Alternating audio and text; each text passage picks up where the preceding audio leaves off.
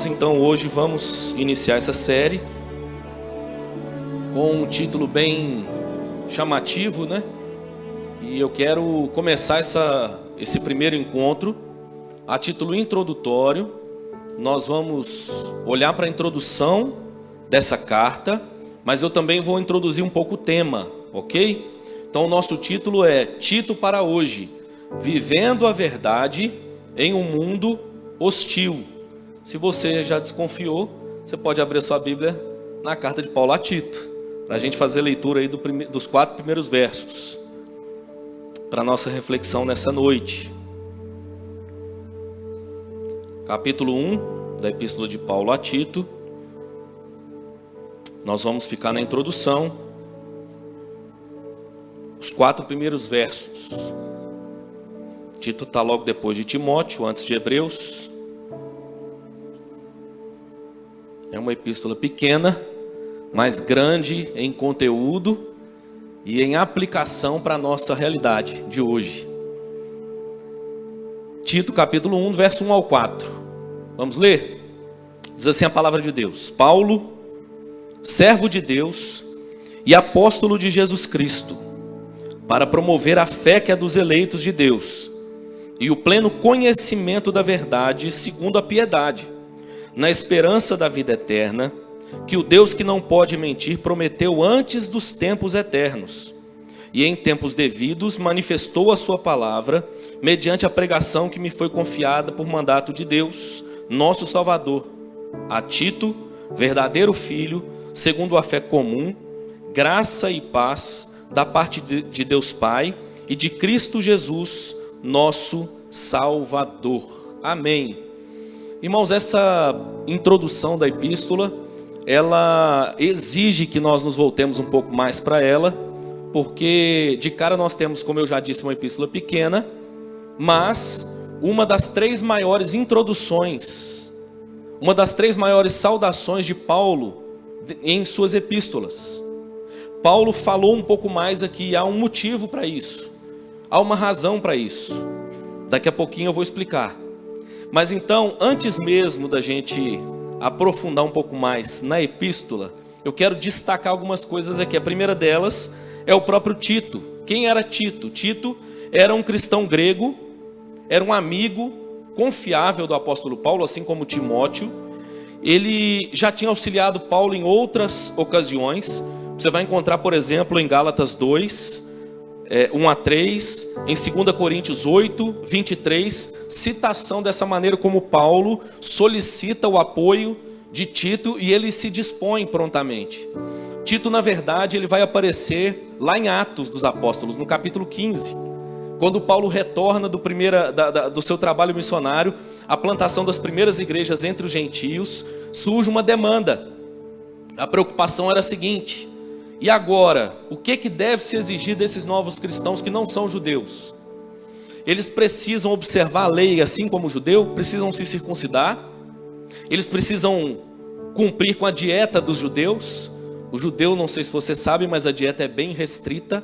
Recentemente eu descobri que até mesmo a marca de refrigerante mais famosa, ela tem uma época do ano que ela tem uma tampa de uma outra cor, que é para adequar a dieta nessa época. Olha que interessante. E nós então estamos diante desse homem que foi um dos primeiros convertidos e que era não só convertido, mas era visível que ele havia sido transformado pelo Evangelho. Ele era a prova número 1 do apóstolo Paulo, de que um gentio tinha de fato se convertido. E quando Paulo então resolve voltar a Jerusalém para reunir com os apóstolos, para discutir essa demanda, quem ele leva? Ele leva Tito. Então Paulo leva a prova número 1 para argumentar, para conversar ali com os apóstolos em Jerusalém. E é muito importante essa reunião, essa conversa, essa discussão no primeiro Supremo Concílio da Igreja, lá em Atos 15, quando se reúne a liderança da Igreja de Jerusalém para discutir essa demanda, porque ela tem implicações para nós hoje. A discussão ali e a maneira como a resolução caminha tem implicações para a liberdade cristã hoje.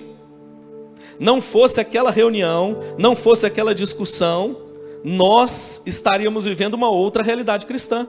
Então, se hoje desfrutamos de uma liberdade cristã maior, é devido a essa reunião que aconteceu, onde Tito esteve com Paulo. Há uma curiosidade.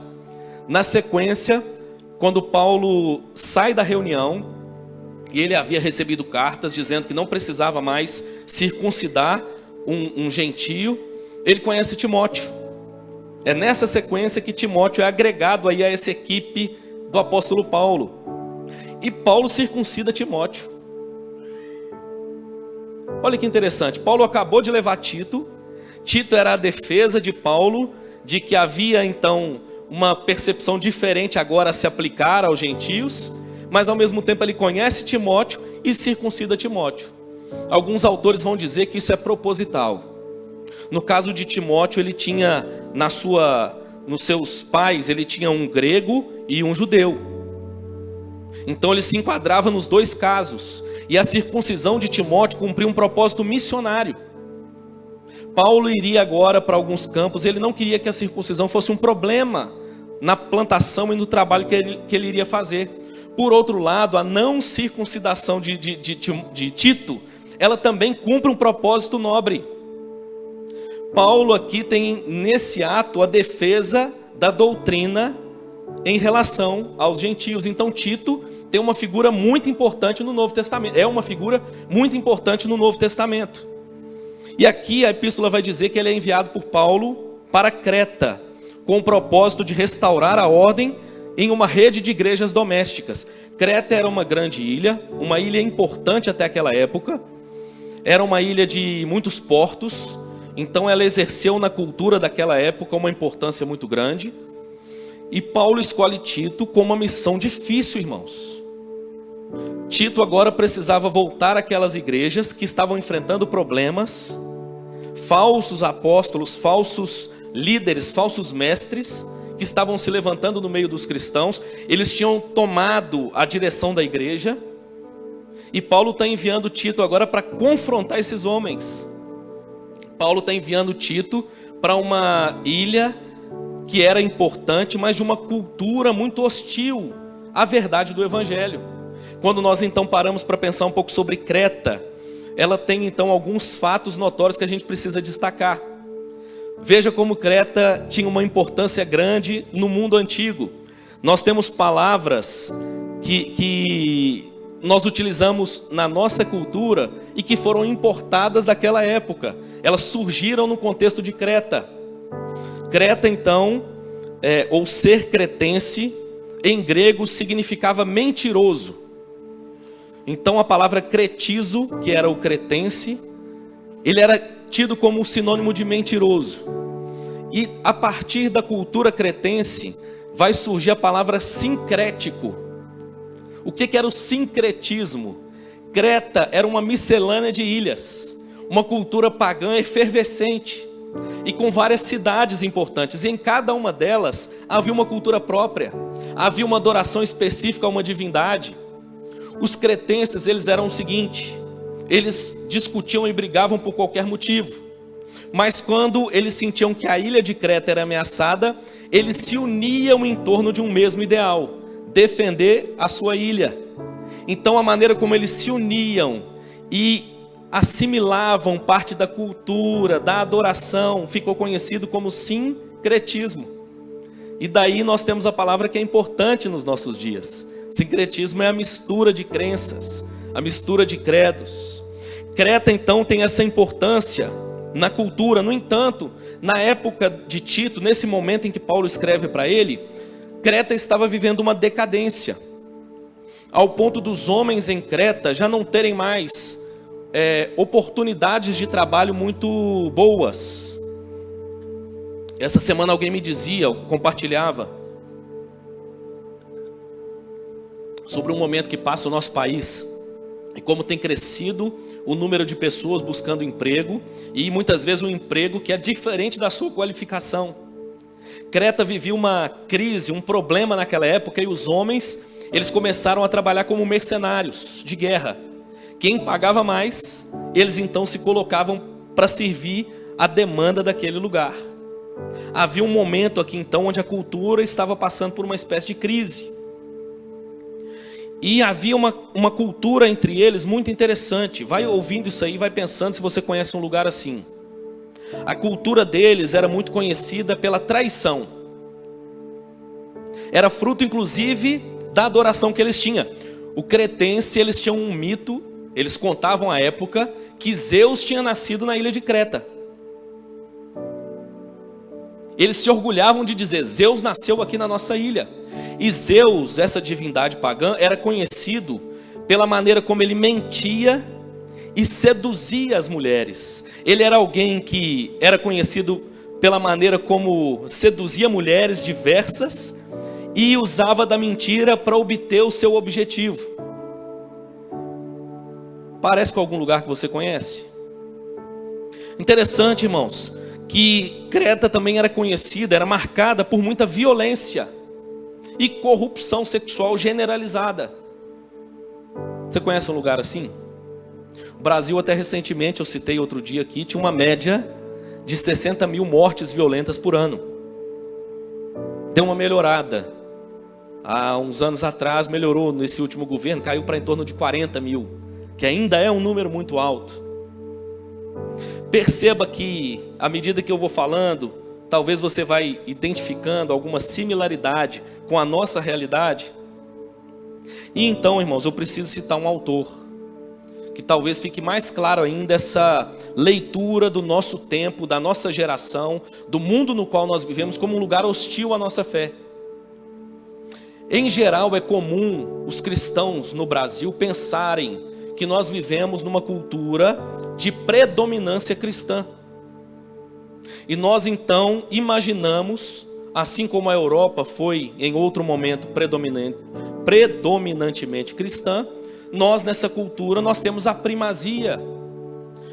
Um autor, um pastor, um teólogo, filósofo que viveu há algum tempo atrás, chamado Lesslie Newbigin, tido como um homem muito importante.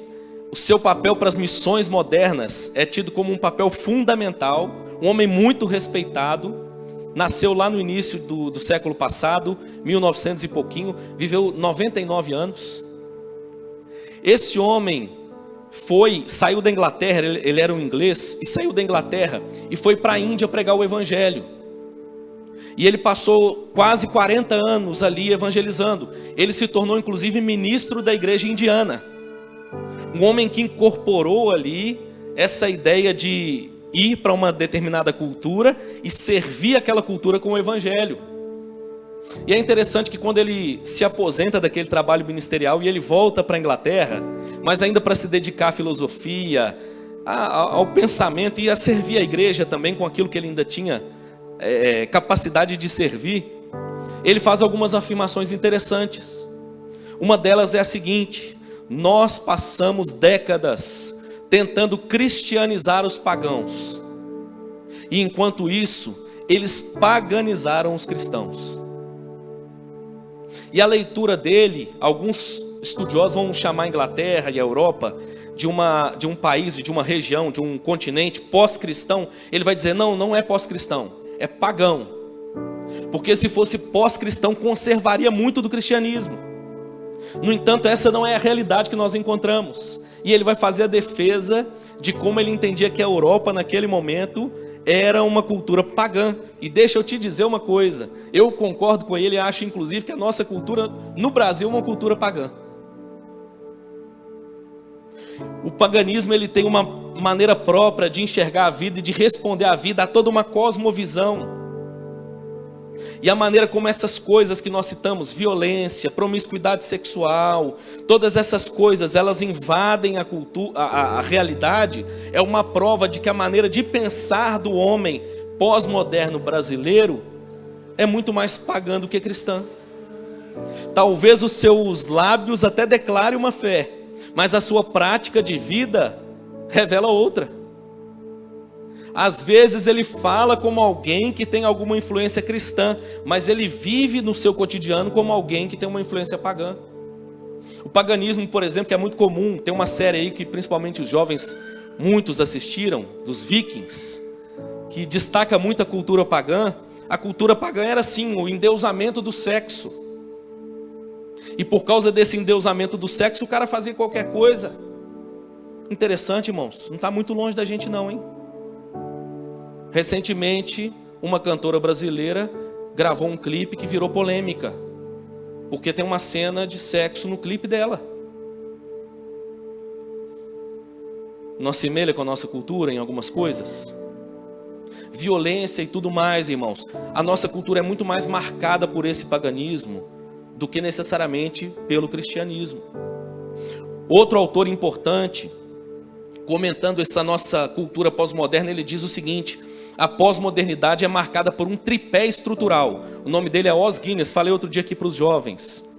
Ele diz que a pós-modernidade, esse tempo no qual nós vivemos, onde algumas mudanças aconteceram, se no passado, lá na Idade Média, havia a predominância da religião, depois nós caminhamos para uma cultura moderna, onde havia a predominância da razão, e nós chegamos a uma cultura pós-moderna, onde a predominância é dos sentidos. E aí você pode incluir sensações, emoções e tudo mais.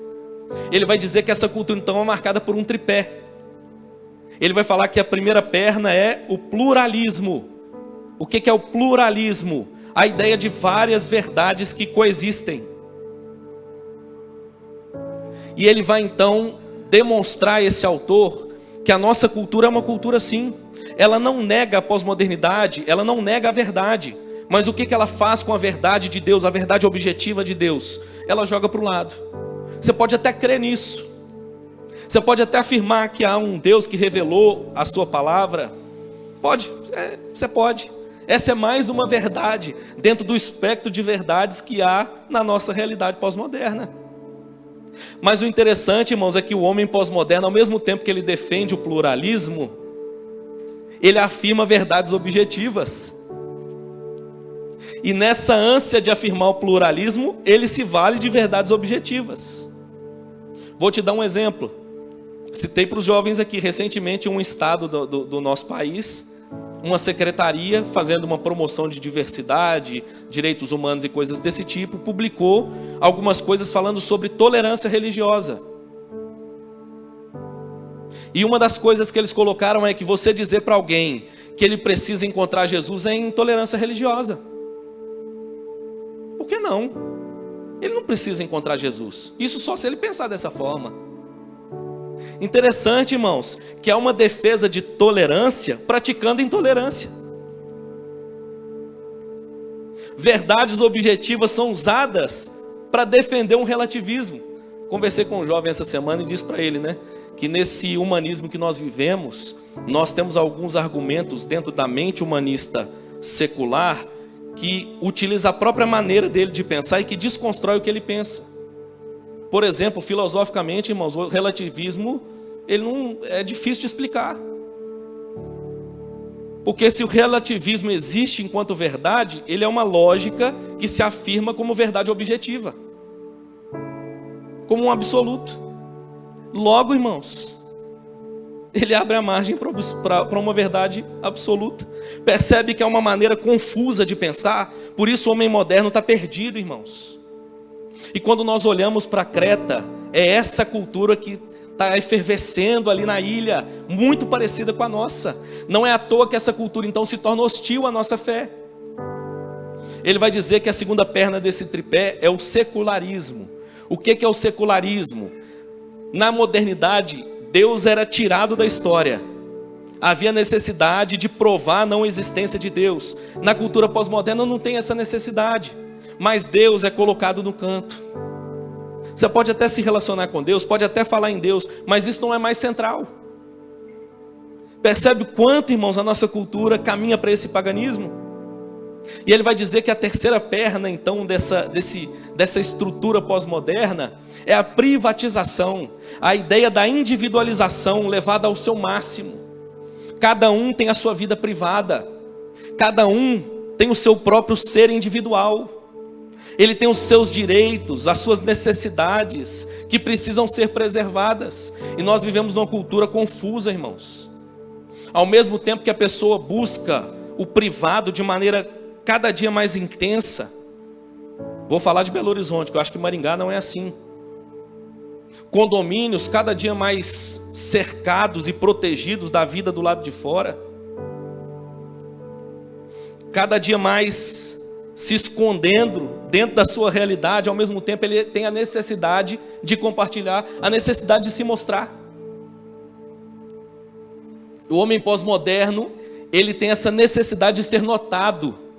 Isso ele revela pela maneira como ele interage com a cultura, seja na música, na arte em geral, nos próprios relacionamentos. É a cultura, irmãos, do excêntrico. E o que é o excêntrico, senão a necessidade de ser notado? Percebam a cultura esquisita, irmãos, confusa. John Stott também vai nessa mesma linha, interpretando a pós-modernidade, vai dizer o seguinte: olha, então essa é a realidade na qual nós estamos. Como interagir com essa realidade? Qual é o papel da igreja? Como a igreja deve se portar nesse tempo? Nós vamos defender, irmãos, baseado em Tito, que o papel da igreja é viver a verdade em um mundo hostil. Ainda que o mundo seja hostil à nossa fé, nós podemos viver e devemos viver a verdade de Deus. Há uma prova bíblica, inclusive, ao longo da história. Diversos personagens tiveram o mesmo desafio. Essa é a história de Abraão, chamado por Deus para sair da sua terra e ir para uma outra terra, onde a cultura era hostil à fé que ele agora havia recebido de Deus. Você quer um exemplo? O que aconteceu com Ló? Percebe como essa cultura era hostil? A verdade revelada de Deus? Não termina aí, vamos olhar para a história de José. José é vendido pelos irmãos para o Egito. O que era o Egito naquela época, senão uma cultura hostil à fé revelada dos hebreus? O próprio Moisés, depois ali no Egito também. Quando nós olhamos, irmãos, para os profetas, Daniel na Babilônia, o desafio que foi para Daniel viver numa cultura hostil. O que foi para os primeiros cristãos em Roma. E me desculpe, irmãos, mas eu creio de todo o coração que nós vivemos da mesma forma em uma cultura hostil. E assim como esses irmãos se portaram no passado e glorificaram a Deus, viveram a verdade, nós podemos e vamos em nome de Jesus. Você quer ver como essa cultura que a gente vive é hostil? Você quer ver como a nossa cultura se parece muito mais com a cultura de Creta do que a gente pensa? O cretense era o mentiroso, o malandro. Nós temos até música da nossa cultura, não temos? Malandro é malandro e mané é mané. Pai, neguinho da beija-flor. Aliás, isso está tão na cultura brasileira que tem até ministro nosso usando isso, não tem? É interessante, irmãos, que eu sei que alguns irmãos já tiveram a oportunidade de sair do país até mais do que eu, mas o brasileiro ele tem uma falsa impressão de que o mundo ama o brasileiro, mas o brasileiro é visto, principalmente na Europa, como sem educação. Essa coisa do jeitinho brasileiro e da malandragem brasileira é mal vista, irmãos. Olha que interessante, a nossa cultura está muito mais parecida com a cultura cretense do que a gente imagina.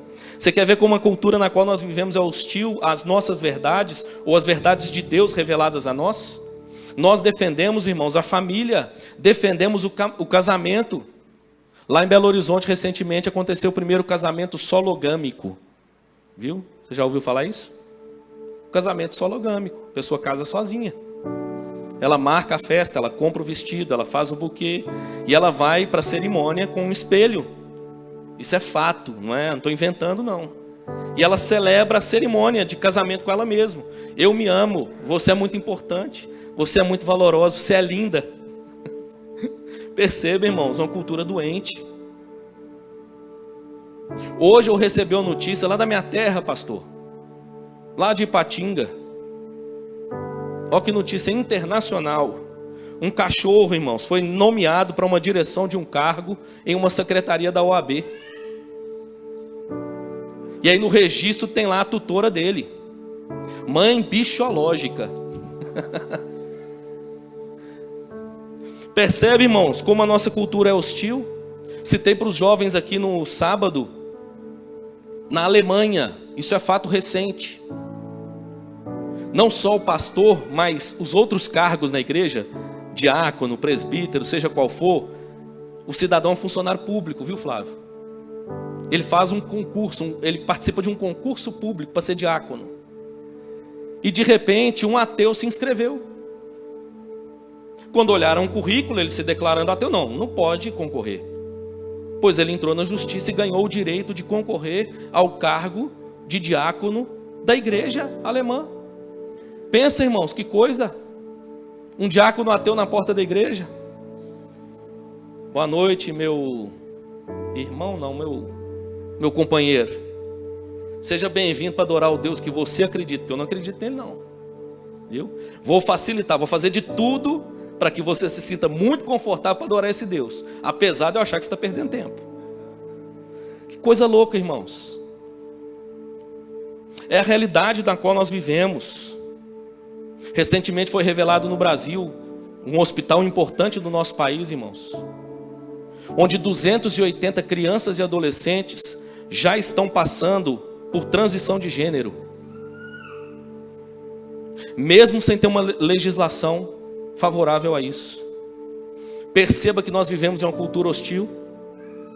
Entender isso é fundamental, irmãos, para que a gente saiba como interagir nessa cultura. Então aqui Paulo está escrevendo a Tito, mas Paulo não está escrevendo só a Tito. Paulo está escrevendo à igreja. Alguns autores vão dizer, com muita propriedade, irmãos, que a razão pela qual a abertura dessa carta é longa é justamente porque Paulo vai fazer defesa da sua autoridade, do seu apostolado, e a defesa de Tito, como aquele enviado por Paulo, para que ele chegasse naquelas igrejas então e agora desse instruções, ele agora executasse tarefas, ele agora ensinasse o povo ali, conforme o ensino do nosso Senhor Jesus Cristo. Tito para hoje, irmãos, é uma verdade, porque essa carta, talvez a melhor expressão para ela não seria dizer que ela é uma carta pastoral, no sentido que ela é destinada a um pastor, porque essa carta, irmãos, é para a igreja. Mas Tito foi o portador da carta, ele recebe a carta de recomendação de Paulo, e ele vai para Creta, e aonde ele chega, ele apresenta a carta. Essa é a ideia dessa carta. Por isso Paulo faz uma longa apresentação. Por isso Paulo faz uma defesa do seu apostolado que ele poucas vezes fez. Paulo entende que o drama e o desafio ali é grande com aquelas igrejas que estavam absorvendo a cultura. E que agora havia um desafio enorme para Tito e para aquelas igrejas. Então, irmãos, quando nós olhamos para a igreja, nós vamos perceber, à luz de Tito e de toda a palavra de Deus, que o desafio da igreja é não pender para os dois extremos. Nem uma aculturação, onde a igreja absorve a cultura e passa a viver aquela cultura como se ela fosse condizente com o evangelho. Não é. Nós cremos, irmãos, que o evangelho de Jesus Cristo é a revelação não só da matéria de fé dos cristãos, mas de vida e de prática. Está inclusive nos primórdios da nossa fé reformada. A Bíblia, irmãos, para nós ela é regra não só do intelecto, não só do coração, mas ela é regra do viver cotidiano. O desafio, irmãos, é fugir então dos extremos, nem a aculturação, mas nem uma visão monástica, de criar uma espécie de gueto evangélico, onde não há interação com a cultura, onde há medo de se envolver, de se relacionar com a cultura. Tem essa visão de maneira muito marcante hoje no meio evangélico. E algumas pessoas entendem então que o papel para que a igreja não venha a absorver a cultura é se excluir de se relacionar com a cultura, viver uma espécie de gueto evangélico, um monasticismo evangélico. E aí nós começamos a criar a roupa evangélica, o livro evangélico, a música evangélica e tudo mais, irmãos, para que a nossa cultura se resuma só à nossa realidade aqui. Gosto de um autor que diz o seguinte, que o nosso dever, irmãos, na verdade, é envolver com a cultura visando transformá-la. Falando inclusive da criação de filhos, ele diz que talvez a melhor figura para mostrar como é que o pai deve interagir com seus filhos seja a figura da vacina. O que é uma vacina? É o vírus inoculado em um grau tão pequeno que ele não oferece risco. E você então coloca ele, você expõe ele à realidade, mas não o colocando em risco para que ele venha se contaminar e morrer daquilo que ele recebeu no corpo. Da mesma forma, irmãos, é o nosso desafio. Ensinar aos nossos filhos os valores do Evangelho, sim, mas mostrar para eles um pouco da realidade, para que eles não sejam, irmãos, pegos de surpresa. Claro, irmãos, com muita prudência, com muito temor, tudo no seu devido tempo, com muita sabedoria, mas inclusive mostrando para ele que o desafio dele como cristão é fazer a diferença e transformar a realidade presente. Nós cremos, irmãos, que a obra do Evangelho não se resume às quatro paredes da igreja. Nós cremos que a obra do Evangelho é o poder de Deus para a transformação de todo aquele que crê. Nós cremos no Deus que está restaurando todas as coisas. Nós cremos, irmãos, que é uma obra divina de restauração. É por isso que nós conseguimos, ao exemplo que Paulo vai dizer aqui, olhar para a família com um olhar diferente. Se o mundo não tem esperança quando contempla a família, nós temos. Se o mundo olha para a família, irmãos, e pensa que tem tudo para dar errado, nós olhamos e percebemos, olha, tem tudo para dar certo, porque tem a graça de Deus, tem a bênção de Deus, tem o favor de Deus, tem o cuidado de Deus. É sobre isso que Paulo vai falar, olha, experimentem, permitam que o Evangelho os transforme dentro de casa, de tal maneira que a cultura inclusive perceba o proceder de vocês. Nós cremos, irmãos, que é um evangelho que transforma a cultura. Perceba como que Paulo não se escondia da cultura. Paulo vai citar um filósofo da época, Epimênides, está aí no meio da epístola. Ele vai dizer, olha, tem inclusive um filósofo aí entre vocês que disse certa vez que os cretenses são mentirosos, bestas terríveis, sempre preguiçosos. Olha, ele tem razão, hein? Percebe que Paulo pega a própria cultura, para através da cultura, depois de perceber o caos na cultura, apresentar a graça do Evangelho de Deus, irmãos. Que desafio bonito! O Senhor nos chamou para interagir com a realidade presente, irmãos. Seja no trabalho, seja na esfera política, seja dentro de casa, seja na família maior, com os amigos. Deus nos chamou para fazer a diferença. Amém? Então nós podemos viver a verdade em um mundo hostil, irmãos. E nós vamos aqui olhar para essa epístola então, com muita calma e encontrar essa verdade. Paulo então vai demonstrar aqui nessa epístola que aqui Creta era um lugar, ainda que aos olhos de muitos, problemático, cheio de desafios. Por causa disso era um lugar muito apropriado para a plantação de igrejas. É interessante, é bonito olhar isso, irmãos. Enquanto muitos querem fugir do desafio, Paulo está dizendo, é ali, é lá que nós precisamos ir. Vamos plantar a igreja lá, vamos fortalecer a igreja lá para ela fazer a diferença e ver a coisa mudando de realidade ali. É interessante essa perspectiva paulina, irmãos. Liderança corrupta. Nós somos um país, infelizmente, conhecido por liderança corrupta em diversas esferas, e até a religiosa muitas vezes não escapa dessa realidade. Mas nós cremos, irmãos, que o Evangelho é poderoso para transformar em nome de Jesus. O que o Brasil precisa, irmãos, acima de tudo, é que o Evangelho do nosso Senhor Jesus Cristo seja pregado, que a verdade invada as ruas, que a verdade invada as casas e transforme a realidade do nosso país. Tito então é deixado ali, irmãos, com essa difícil, mas abençoada missão: colocar as coisas em ordem na igreja, na família e, por que não dizer, na sociedade. Essa é a nossa missão. Paulo então vai dizer aí na epístola, e eu estou caminhando para o fim, vai apresentar para nós então na epístola algumas mensagens. Se nós fizermos um panorama da epístola, o que nós vamos encontrar aqui? Os primeiros 4 versos que lemos, introdução. O verso 5 ao 16, algumas tarefas que Paulo passa para Tito. O capítulo 2, ele vai falar sobre a nova família. Qual é a relação dentro dessa nova família que Deus está recriando pela graça do Evangelho. E no capítulo 3, qual é a nova humanidade que Deus está recriando pela graça do Evangelho.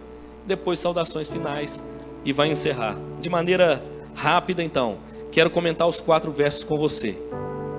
Eu não tenho como olhar para essa epístola e não me lembrar de uma outra epístola, de uma outra verdade que Paulo diz. Paulo, escrevendo aos Coríntios, ele diz o seguinte, capítulo 3, versos 2 e 3: Vós sois a nossa carta, escrita em nosso coração, conhecida e lida por todos os homens, estando já manifestos como carta de Cristo, produzida pelo nosso ministério, escrita não com tinta, mas pelo Espírito do Deus vivente, não em tábuas de pedra, mas em tábuas de carne, isto é, nos corações. E Paulo vai então chamar os cristãos de cartas vivas. Nós temos aqui uma carta viva, irmãos. Tito sendo enviado para as cartas vivas que estavam em Creta. Vamos olhar então de maneira breve para os 4 primeiros versos. Primeiro verso, Paulo vai se apresentar então primeiro como servo de Deus. Perceba que poucas vezes Paulo vai começar uma epístola se apresentando como servo. Aqui é uma razão interessante, importante.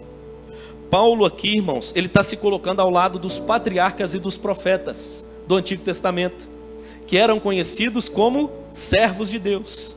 Então Paulo está dizendo, assim como os patriarcas e os profetas tinham autoridade da parte de Deus, eu tenho a autoridade dada por Deus. Eu sou servo de Deus. Não é baseado naquilo que eu faço, mas baseado na autoridade que eu recebi, que eu envio a vocês estas verdades. É o que Paulo está dizendo aqui. Paulo então se apresenta como um servo de Deus. Na nossa cultura, irmãos, onde essa expressão denota uma posição inferior, Paulo não tem vergonha de se apresentar como servo, e nenhum de nós deveria. Amém? Somos servos uns dos outros, somos servos da igreja, somos servos de Cristo. Isso é um enorme privilégio. E é assim que Paulo se apresenta, servo de Deus, demonstrando essa autoridade então que recebeu da parte de Deus. Olha que bonito, irmãos. Podemos dizer que Paulo aqui também está mostrando que antes ele era escravo do pecado, mas que agora, liberto em Cristo, ele se tornou servo de Deus. É como se ele dissesse para os cretenses: a quem vocês preferem servir? A Deus ou a própria carne? Olha, servir a Deus é um privilégio, servir a carne é uma maldição. Gosto de uma frase de um pastor amigo, não sei se ele pegou isso de algum outro autor, lá em Belo Horizonte, que diz o seguinte: o pecado é assim, irmãos.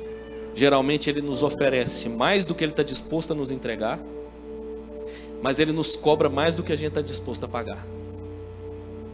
E infelizmente tem muito cristão escolhendo servir a carne. Mas Paulo se sente privilegiado em se apresentar como um servo de Deus. Assim como Zeus tinha nessa fama dos cretenses, essa cultura, era para eles dissimulado, sedutor, enganava mulheres, fazia tudo o que queria para conseguir fazia de tudo para conseguir o que queria, e eles se inspiravam e se orgulhavam nisso. Paulo agora está tirando o foco e colocando: olha, há um outro lugar para contemplar, há um outro discipulado a seguir. E ele vai dizer então que ele é servo de Deus e apóstolo de Jesus Cristo. Aqui Paulo sai então de um servo genérico. Quando ele se apresenta servo de Deus, de certa forma é genérico, para uma vocação, um ofício especial da parte de Deus. Paulo, o apóstolo. E aqui, irmãos, é como se Paulo evocasse a mais alta patente nessa obra de serviço a Deus. Paulo está deixando claro: eu tenho autoridade para vos ensinar. É interessante, irmãos, que às vezes nós ouvimos a cultura que pinta um evangelho pela metade. Tem um livro do pastor John MacArthur muito interessante sobre isso, chamado A Outra Face. E ele mostra como a nossa cultura desenha um Cristo meigo. De fato ele era manso, humilde, mas não mostra o Jesus que confrontava os fariseus, que colocava, irmãos, em alta conta o preço, o custo do discipulado, que quando viu a corrupção dentro do templo, se indignou. Da mesma forma, irmãos, nós precisamos enxergar essa verdade, Paulo se colocando aqui agora com autoridade para falar. Os discípulos e apóstolos também eram assim. O apóstolo João, por exemplo, que antes era o filho do trovão pela impetuosidade, depois ficou conhecido como o apóstolo do amor. Mas quem está aí comigo na escola dominical vai ver o apóstolo João da terceira epístola.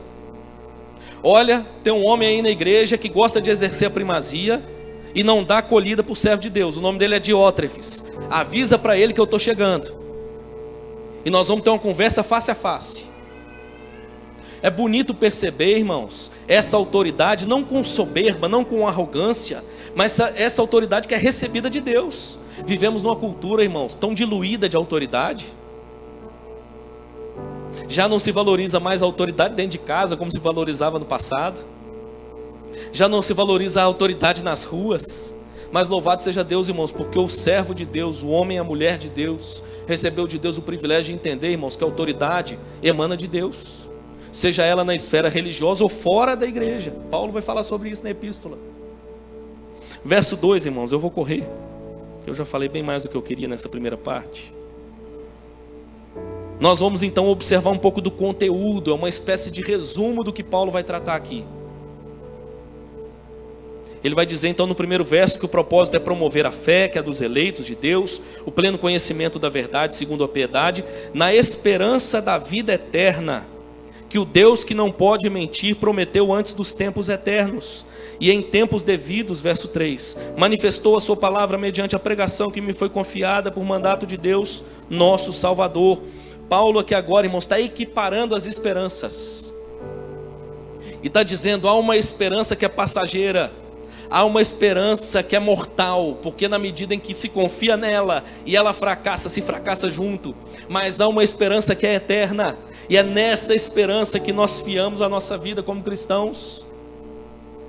Meu irmão, por favor, quando voltar para casa, volte para sua casa com isso muito claro no seu coração e na sua mente. Olhe para a sua família com olhos curados pela graça de Deus. Tenha esperança na sua casa. Quantos cristãos abraçando o ceticismo, olham para os filhos de repente e já não tem mais esperança de transformação. Olham para o relacionamento conjugal em crise e não conseguem perceber, irmãos, que Deus é poderoso para manifestar graça e transformar ali. Paulo é o promotor da esperança, irmãos, e nós somos desafiados a sermos assim nesse mundo hostil. A nossa grande mensagem para o mundo, irmãos, é de que há uma esperança, e essa esperança, irmãos, é real, é genuína, é duradoura, é eterna, em nome de Jesus. E para terminar, irmãos, Paulo vai colocar no quarto e último verso o seu destinatário inicial, Tito, verdadeiro filho segundo a fé, graça e paz da parte de Deus Pai e de Cristo Jesus, nosso Senhor. Aqui então, eu já falei um pouco sobre Tito, eu vou caminhar para a nossa conclusão. Se olharmos então para a epístola como um todo, e não só para esse bloco, o que nós vamos perceber de maneira resumida? Há um mundo hostil, há uma realidade hostil ao Evangelho, mas há uma verdade que nós recebemos, irmãos, e ela não é só uma verdade intelectual. Essa verdade, irmãos, é vida. Não é à toa que ela inclusive tem nome. Jesus Cristo disse que Ele é o caminho, a verdade e a vida. Ela é vida dentro de nós, mas ela é vida em nós por onde nós estamos também. Paulo aqui vai fazer, irmãos, o que eu citei, olha que interessante, eu nem lembrava desse fato. Citei no sábado pregando para os jovens em outra igreja, comentando a carta de Paulo, a epístola de Paulo aos Efésios, e preguei aqui outro dia para os jovens em Romanos 12. Paulo, irmãos, esse homem com a mente brilhante, que faz defesas doutrinárias profundas, belas. Paulo era esse grande defensor da teologia boa, da doutrina boa, mas ao mesmo tempo, irmãos, Paulo era o grande defensor de que essa doutrina boa, essa teologia boa, fosse encarnada pela igreja. Romanos 12, depois de falar de toda a beleza da doutrina, ele diz assim: rogo-vos, pois, irmãos, que apresenteis os vossos corpos por sacrifício vivo, santo e agradável a Deus. É esse culto que Deus se agrada. Ele faz isso também lá aos Efésios, no texto que eu preguei no sábado, e faz aqui, irmãos. Paulo está chamando a atenção para essa realidade de um viver transformado. E olha, os nossos irmãos do primeiro século deram um ótimo exemplo. eu vou terminar com uma citação de um historiador do primeiro século. E eu gostaria que você a ouvisse e que ela te desafiasse, para que, quem sabe, as próximas gerações possam dizer a mesma coisa ao nosso respeito. Presta atenção nessa leitura. O que distingue os cristãos dos outros homens, detalhe, deixa antes de eu ler. Esse historiador do primeiro século não era cristão, ok? E é um testemunho dele observando os cristãos do primeiro século. Então vamos lá. O que distingue os cristãos dos outros homens não é o país de origem, a linguagem ou os costumes que observam.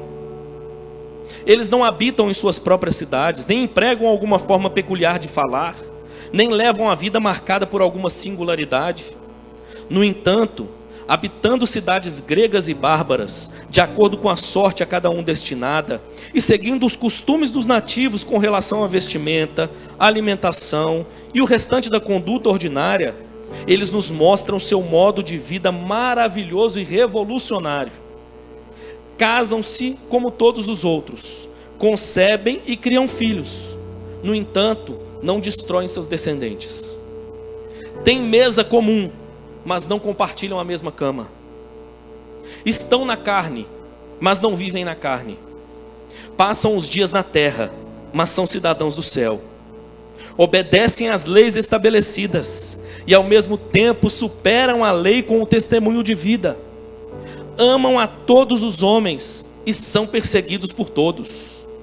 Quando são punidos, alegram-se como se tivessem recebido nova vida. Mesmo assim, aqueles que os odeiam são incapazes de apresentar uma razão para tal ódio. Que bonito, né, irmãos? Ao longo da história, esse é o povo de Deus, que vivendo em um mundo hostil, encarna a verdade de Deus como cartas vivas e vive a verdade. E em nome de Jesus, nós vamos crescer no entendimento disso nessas quintas-feiras, para a glória de Deus e para a alegria do seu povo. Amém, meu irmão? Vamos orar? Deus amado, nós te adoramos nessa noite. Te agradecemos pelo privilégio de nos reunirmos aqui para ouvir a tua palavra. Obrigado pelas canções que cantamos, Pai, com tanta beleza, declarando quem o Senhor é. O Senhor é bom, o Senhor é grande, poderoso, mas declarando também aquilo que o Senhor faz. O Senhor tem feito maravilhas no meio do teu povo. A tua provisão, Pai, tem sido perceptível em nossas vidas em todas as áreas. Te louvamos e agradecemos por isso, pelas ofertas que entregamos, pelas orações, Pai, que o Senhor recebe pela graça do Senhor, mas sobretudo pelo ensino da tua palavra, que nos desafia ao mesmo tempo que nos motiva. Puxa vida, como a tua palavra é viva e poderosa, ao mesmo tempo que desafia a nossa própria maneira de viver, nos motiva a perceber que há graça, há esperança. E essa esperança não é hipotética, essa é uma realidade daquilo que o Senhor está fazendo, recriando, transformando todas as coisas. Obrigado porque essa graça invadiu a minha vida, invadiu a minha casa, invadiu a minha igreja, invadiu a nossa cidade. Louvado seja Deus. Pai, dá-nos a graça, Pai, de sermos promotores dessa cultura do reino e de vermos, Pai, o evangelho do Senhor sendo anunciado, vida se curvando, se rendendo ao Senhor e experimentando dessa mesma graça e esperança. Leva-nos em paz, nos capacite na nossa própria realidade de vida, a contemplar, Deus, a nossa família, seja o relacionamento com os filhos, conjugal, no nosso trabalho, nas relações maiores dentro da cidade, a contemplarmos, Pai, com esperança, aquilo que o Senhor está fazendo, e que assim possamos avançar, caminhar para a honra e glória do Teu nome. Assim como o apóstolo Paulo, que em situações adversas, às vezes na prisão, às vezes impedido de se destinar a algum lugar, ele se empolgava, ele se alegrava em poder anunciar essa verdade, enviar os seus mensageiros, porque ele cria naquilo que o Senhor estava fazendo na sua geração, que nós também possamos nos alegrar ao ver o Deus que também atua na nossa própria geração, em nome de Jesus. Te louvamos, Pai, te agradecemos por essa noite abençoada, em nome de Jesus, amém. E agora, meu querido irmão, que a graça do nosso Senhor e Salvador Jesus Cristo, o amor de Deus, o nosso Pai, e a comunhão do Espírito Santo seja com você e com todo o povo de Deus, hoje para todo sempre. Amém e amém.